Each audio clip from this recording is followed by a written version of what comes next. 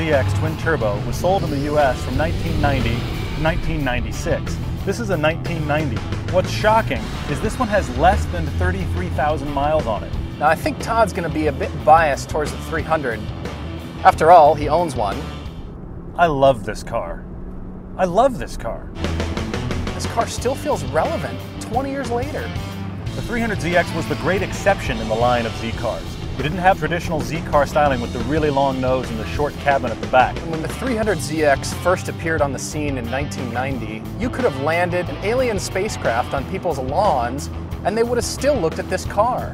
This is one of those very classic designs with no gimmicks. And because these cars have been out for so long, there's about every aftermarket piece you possibly want. I don't think it needs anything added or subtracted.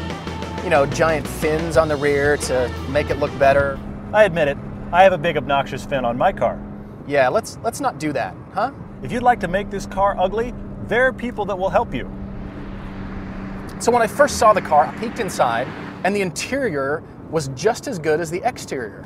It feels like there's more room in here than there really is. I'm a pretty tall guy, and I'm absolutely comfortable. You're not supposed to be able to say, here's my roomy sports car. It's like saying, here's my tiny stadium. They don't go together.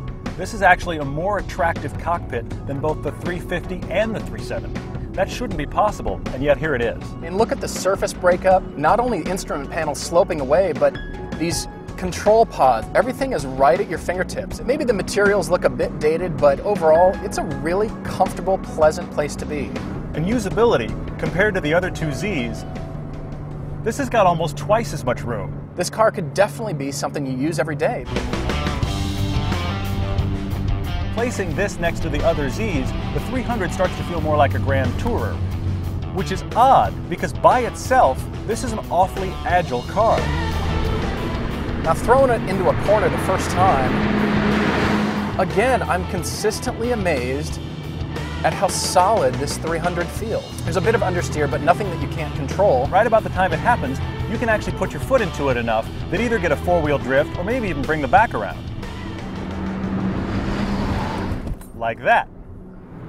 As a pure, raw sports car, it makes you work for rewards. I'm having to work through these turns. The steering is pretty heavy.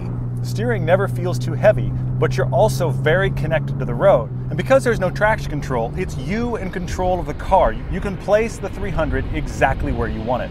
And it's not that it's a small car. You're not in a Miata here by any means. This is a good-sized vehicle. But bottom line, is it a fun car to drive? Yeah, it's a lot of fun.